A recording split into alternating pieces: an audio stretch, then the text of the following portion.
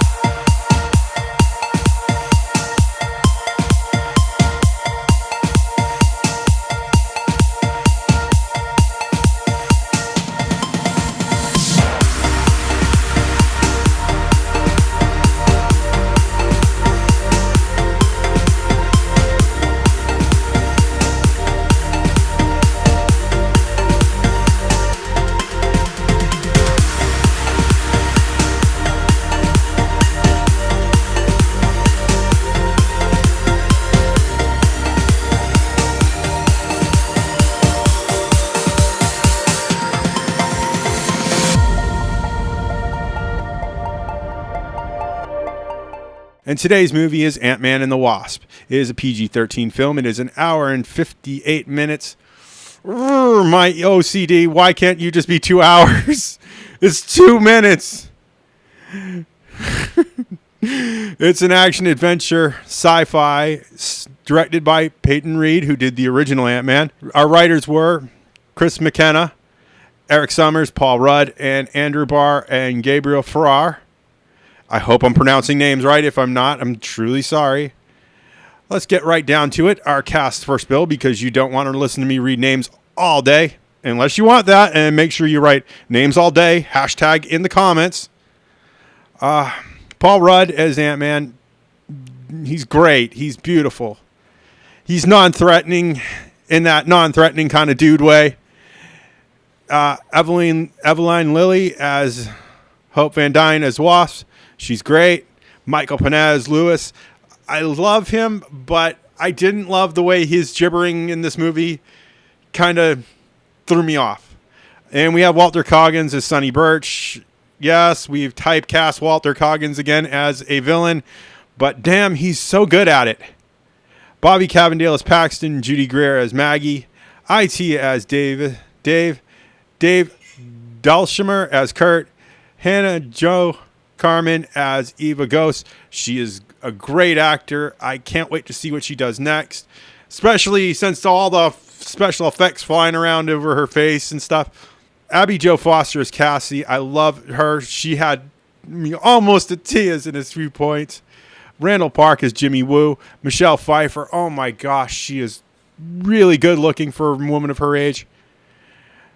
I remember her as Catwoman in Batman, and it just, I almost didn't recognize her, but you know, gosh, she still looks good, and she's still a great actress. Age has not affected her at all. Lawrence Fishburne as Dr. Bill Foster. Lawrence has definitely moved on from his awkward stages when he was in The Matrix. He is definitely moving up as an actor who I want to see more things in. Michael Douglas as Dr. Pym. The way Michael Douglas looks, if you see him at like F1 races and stuff like that, he does not look like that. And whatever they do to him to make him look like Dr. Pym, he needs to do that all the time. And that is our cast first build. If I've mispronounced names, let me know in the comments, because, you know, I'm bad at this stuff. Our production companies were Marvel Studios, and our distributor here in the good old United States of America, God bless America, the land that I love, was Walt Disney Motion Pictures. I'm just gonna cut to the chase on the special effects. There's a lot of special effects, but they do have ILM, and since Disney bought Star Wars, and they got ILM, and And I just see them, now as being a part of every kind of Disney movie that you can expect. The rest of them are Cinestite, Crafty Apes, Digital Domain, Direct Dimensions, Double Negative, Lola Visual, Luma Pictures, Method Studios, Perception, Rise Visual Effects Studios, Rodeo VFX, and Scanline. All these are great names in the business. None of them are sloppy, and I think that's what made this picture so visually beautiful. And with all that said, my thoughts on the film: Paul Rudd and Evelyn Lilly and Hannah and Abby Ryder. This chemistry together was great. It made the movie even better. I can't say it enough. When there's chemistry in a movie like this, it makes the movie better. And Michael Douglas was right. This is the feel-good movie of the summer. And if you think differently, let me know. Because, with Jurassic Park falling flat and the first Purge falling flat, which, the less I say about that, the better. And Incredibles and Deadpool really topping the charts this summer. So far, anyway. We still have one more month left in the summer. I think this is the movie. This is going to be one of the really good movies that comes out this summer. Just to be honest with you. Other than Michael Panera's gibbering, which, I think that's part of the character, but I just didn't like that this time. And it doesn't make the film unwatchable. It's just, for me, it was awkward and uncomfortable. And I did ADD a little bit, but not enough that it affected my overall enjoyability of the watch of this film. This falls before the last Marvel movie, where Infinity Wars. This follows after the aftermath of Captain America. So, it's good that you can bring the kids back to the movie, because after Infinity Wars, where, my God, all those poor kids cried. It's good to see something happy from Marvel. I do want to see what CinemaSins thinks about this. I know some of you don't like that and have said so in the comments, but I get dazed and dazzled from one too many films a little often. I really like movies. I enjoy movies, and I enjoy telling you about movies. So when I get a little dazed and dazzled, I like to be pulled back into reality. And if that is a problem, who should I watch? Just to be honest with you guys, let me know in the comments. God, that's going to be a running joke today. It is a 7.6 on IMDb, and it is 68% on Rotten Tomatoes. It's got an average rating of a 3.9, which I guess is good, for numbers wise. What more could you ask for? I don't want to say that I'm going to spoil a lot, but the Stan Lee cameo, we can always bypass it, but it's part of what you go to see in a Marvel movie. Stan Lee is is a cameo in every one of these things, and I think you could probably bypass him.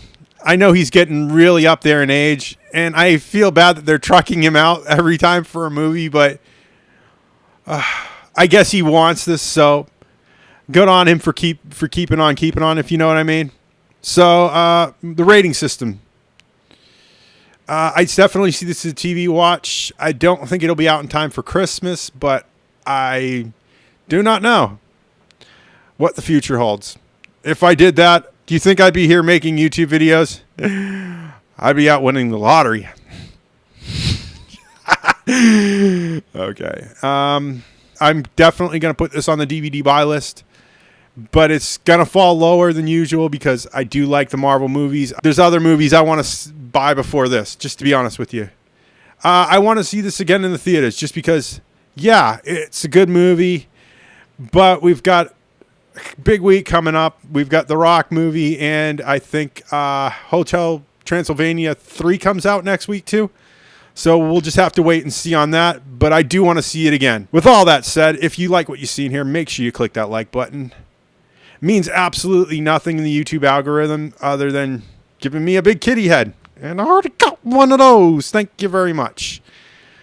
Remember, all comments are 100% guaranteed response. Tell me your realities, your fan fictions, your tales of ennui, your tales of yay, whatever you want. Spill your guts out. Tell me what you thought about this movie. If you liked it, if you hated it, make sure you get it in those comments, because I love reading your comments. Please keep them coming. You know I have to ask. I've got an Amazon and I have a Patreon. And if you could please donate to them, it would make me all that much more happier. You don't realize how little I have to do so much as a YouTuber. And your donations do help me greatly get through this. Thank you. Thank you for watching. If you want to see more of this nonsense, make sure you hit that subscribe button and that little bell icon. Ring a ding ding. And I will see you all in the next movie review. Bye!